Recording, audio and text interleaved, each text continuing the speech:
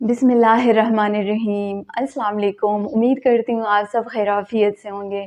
तो आज की इस वीडियो में हम 10th क्लास कंप्यूटर साइंस की जो न्यू बुक है which is based on the curriculum of 2021 to 2022 उसका हम लोगों ने फर्स्ट चैप्टर स्टार्ट किया है। और आज जो हम लोगों ने टॉपिक डिस्कस करना है that is text editor and compiler. But before discussing text editor and compiler, first of all, I want to recapitulate our previous lecture in which we discussed about that what is program, what is programming language, that who are programmers and what is programming environment. अगर आपको इन topics के बारे में नहीं पता तो फिर आप लोगों ने जो है वो सबसे पहले प्रीवियस जो लेक्चर है सबसे पहले वो अटेंड करने हैं ताकि आज के लेक्चर की आपको अच्छे से समझ आ सके। In the very first lecture मैंने आप लोगों से कहा था कि इस बुक के जितने भी लेक्चर्स है वो सारे एक दूसरे के साथ लिंक्ड है। अगर आपने प्रीवियस लेक्चर अच्छे से अटेंड नहीं किया तो फिर जो है वो नेक्स्ट वन की समझ नहीं आएगी। तो काइंडली अगर आप लोगों ने लेक्चर अटेंड नहीं किए तो सबसे पहले प्रीवियस लेक्चर को आप लोगों ने अटेंड करना है, फिर उसके बाद आप लोगों को आज के लेक्चर की अच्छे से समझ आएगी। प्रीवियस लेक्चर्स का लिंक जो है वो मैंने डिस्क्रिप्शन बॉक्स में ऐड कर लिया है। इसके अलावा प्लेलिस्ट वाले सेक्शन में एक प्लेलिस्ट बनी है, वहाँ से भी आप लोग जो है वो इजीली लेक्चर्स अटेंड कर सकते हैं। तो अगर आप लोग को याद हो in the previous lecture we also discussed about that what is IDE, integrated development environment. ये एक ऐसा सॉफ्टवेयर होता है जो प्रोग्रामर्स को ये फैसिलिटी प्रोवाइड करता है ताकि वो अपने कंप्यूटर प्रोग्राम को लिख सके और उसको एग्जीक्यूट कर सके। प्रोग्राम सी लैंग्वेज के भी हो सकते हैं, सी प्लस प्लस के भी हो सकते हैं, विजुअल बेसिक, जावा, पाइथन, किसी भी लैंग्वेज के हो सकते हैं। बट चूंकि स्पेसिफिकली इस कोर्स में हम लोग सी लैंग्वेज पढ़ रहे हैं तो हम लोग सी लैंग्वेज को ही डिस्कस करेंगे।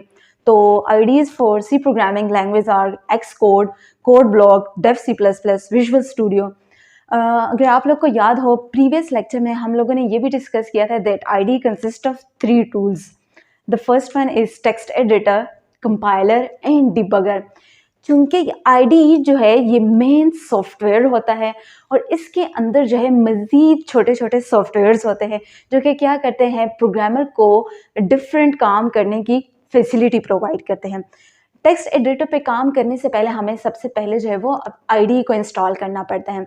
जैसे ही हम लोग आईडी को इंस्टॉल करते हैं तो इसके अंदर मज़ीद छोटे छोटे सॉफ्टवेयर जो है वो भी इंस्टॉल होते हैं, जिनमें से एक टेक्स्ट एडिटर होता है, एक कंपाइलर होता है और एक जो है वो डिबगर होता है। और ये जो सॉफ्टवेयर है प्रोग्रामर को डिफरेंट काम करने की फैसिलिटी जो है वो प्रोवाइड करते हैं। टेक्स्ट एडिटर, टेक्स्ट एडिटर एक ऐसा सॉफ्टवेयर होता है जो प्रोग्रामर को ये फैसिलिटी प्रोवाइड करता है कि वो कंप्यूटर प्रोग्राम को लिख सके और उसको एडिट कर सके। जैसे ही हम अपने आईडी को ओपन करते हैं तो सामने हमें एक मेन स्क्रीन नज़र आती है जो हमें प्रोग्राम राइटिंग की और उसको एडिट करने की फैसिलिटी प्रोवाइड करता है। तो एक ऐसा सॉफ्टवेयर जो प्रोग्रामर को प्रोग्राम लिखने और उसमें एडिटिंग वगैरह करने की जो फैसिलिटी है वो उसको प्रोवाइड करे तो ये इसको कहा जाता है टेक्स्ट एडिटर। तमाम आईडीज़ के जो है वो अपने अपने टेक्स्ट एडिटर्स होते हैं और ये किसी भी आईडी का जो है वो मेन स्क्रीन होता है। तो जब हम लोग प्रोग्राम लिख लेते हैं और उसमें अगर कोई चेंजिंग वगैरह करनी है, चेंजिंग वगैरह करने के बाद जो है वो हम उसको रन करते हैं, एग्जीक्यूट कर सकते हैं। तो रन करने से पहले, एग्जीक्यूट करने से पहले जब हम लोग अपना प्रोग्राम लिखते हैं तो हमें उसको जो है वो सेव भी तो करना है। तो हम लोग जो सी लैंग्वेज के प्रोग्राम होते हैं ना उसको जब सेव करते हैं तो उसको .c एक्सटेंशन के साथ सेव करते हैं। ये बात इम्पॉर्टेंट है, ये बात आप लोगों ने याद रखनी है। स्क्रीन पे आप लोग जो है वो कोड ब्लॉक की एक इमेज दिखाई जा रही है आईडीई की, तो देख सकते हैं इसमें जो हाईलाइटेड एरिया नज़र आ रहा है दैट इज़ टेक्स्ट एडिटर और टॉप पे आप लोग को रेड कलर का एक बटन दिखाई दे रहा है। तो इसकी मदद से जो है वो हम लोग अपने कंप्यूटर प्रोग्राम को जो है वो बिल्ड भी कर सकते हैं और बिल्ड एंड रन कर सकते हैं। रन मीन्स के एग्जीक्यूट करना, प्रोग्राम को जो है वो प्रोसेस करना for the output. For example हम लोगों ने प्रोग्राम लिख लिया और हमने उसका आउटपुट दिखाना है तो उसका जो आउटपुट हमें नज़र आता है वो एक ब्लैक स्क्रीन होती है जिसे कंसोल स्क्रीन भी कहा जाता है। जैसे कि आप लोग स्क्रीन पे देख भी सकते हैं, हम लोग जो प्रोग्राम लिखते हैं और उसका फिर जो आउटपुट हमें नज़र आता है ब्लैक स्क्रीन के ऊपर तो उसे कहा जाता है कंसोल स्क्रीन। तो ये था टेक्स्ट एडिटर।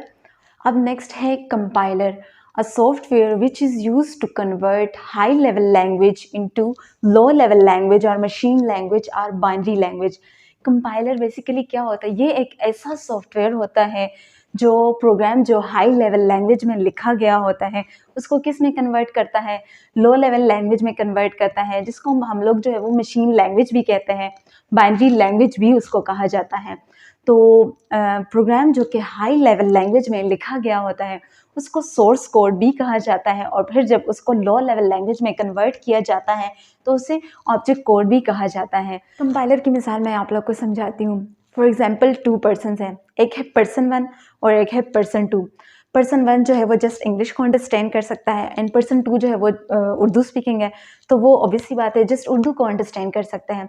अब इन दोनों ने आपस में जो है वो कन्वर्सेशन करनी है, लेकिन कैसे? क्योंकि पर्सन 1 जो है उसको सिर्फ इंग्लिश की समझ आती है और पर्सन 2 जो है वो तो जस्ट उर्दू अंडरस्टैंड कर सकता है।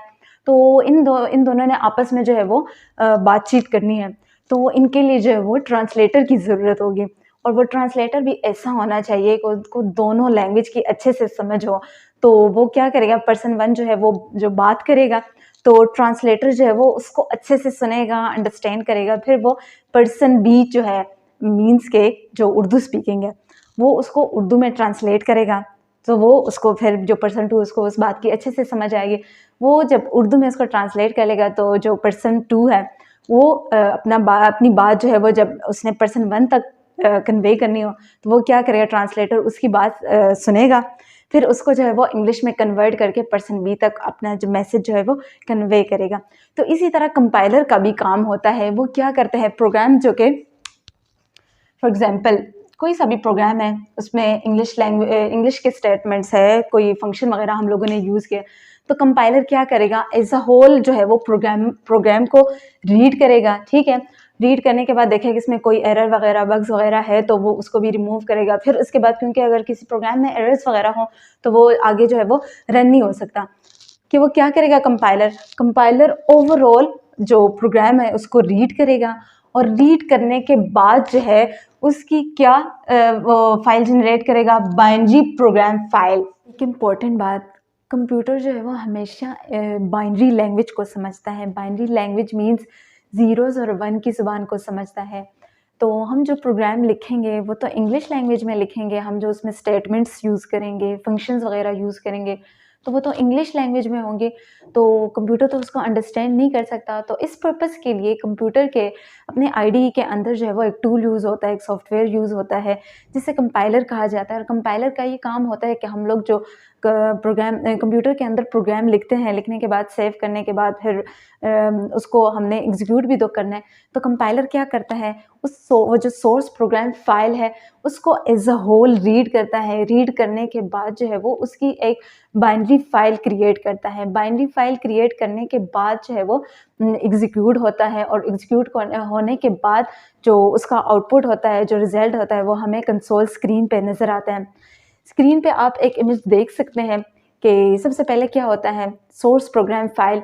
सोर्स प्रोग्राम फाइल ये वो फाइल होती है जो हम लोग कंप्यूटर में प्रोग्राम लिखते हैं और फिर लिखने के बाद उसको सेव करते हैं। फिर सेकंड स्टेप में कंपाइलेशन हो रही है।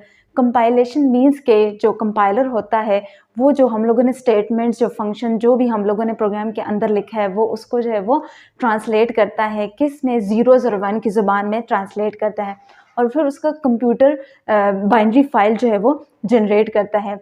कंप्यूटर जो है वो बाइनरी जो फाइल होती है, जिसको हम लोग ऑब्जेक्ट कोड भी कहते हैं, क्योंकि वो 0 और 1 पे कंसिस्ट कर रहा होता है तो वो तो directly understandable by the computer है। तो कंप्यूटर जो है वो एट अ ग्लैंस जल्दी से चुटकियों में जो है वो उसका जो रिजल्ट है वो हमें शो करवा देता है कंसोल स्क्रीन के ऊपर। आप लोग कंसोल जो स्क्रीन है उसका इमेज आप लोग स्क्रीन पे भी देख सकते हैं। ये एक ब्लैक स्क्रीन होती है, जो हमारा आउटपुट होता है प्रोग्राम का वो हमें शो करवा रहा होता है स्क्रीन के ऊपर। अब है प्रीवियस लेक्चर में हम लोगों ने डिस्कस किया था कि आईडी जो है वो 3 टूल्स पे कंसिस्ट कर रहा होता है, text editor, compiler and debugger. Debugger से रिलेटेड एक ऐसा कोई टॉपिक नहीं है, लेकिन मैं इसके बारे में थोड़ा बहुत आपको बता देती हूँ कि ये ऐसा सॉफ्टवेयर होता है जो प्रोग्रामर को किसी भी प्रोग्राम में जो है वो एरर फाइंड आउट करने में हेल्प आउट करता है। याद रखें कि हम लोग जब भी कंप्यूटर प्रोग्राम लिखते हैं तो उसमें हमसे कुछ मिस्टेक्स भी होती है, जिसकी वजह से प्रोग्राम सही से रन नहीं होता। क्यों नहीं होता? क्योंकि उसमें मिस्टेक्स होती है, गलती होती है। कंप्यूटर में जो हम लोग मिस्टेक्स करते हैं या गलती वगैरह करते हैं तो उसको बग्स या एरर भी कहा जाता है। अब चूँकि प्रोग्राम में एरर है तो वो सही से रन नहीं होता, तो इस पर्पज़ के लिए आईडी के अपने अंदर एक टूल यूज़ होता है, एक सॉफ्टवेयर यूज़ होता है जो प्रोग्रामर को हेल्प आउट करता है, किस चीज़ में फैसिलिटेट करता है ताकि वो प्रोग्राम में एरर को फाइंड आउट कर सकें। तो ये था हमारा आज का लेक्चर। उम्मीद करती हूँ आप लोग को इसकी अच्छे से समझ आ गई होगी। नेक्स्ट वीडियो तक के लिए अपना ढेर सारा ख्याल रखिए। अगर वीडियो अच्छी लगे तो लाइक, शेयर एंड सब्सक्राइब ज़रूर करें एंड पास बेल आइकन को प्रेस करें ताकि हमारी नई आने वाली वीडियो की नोटिफिकेशन सबसे पहले आप तक पहुंच सके।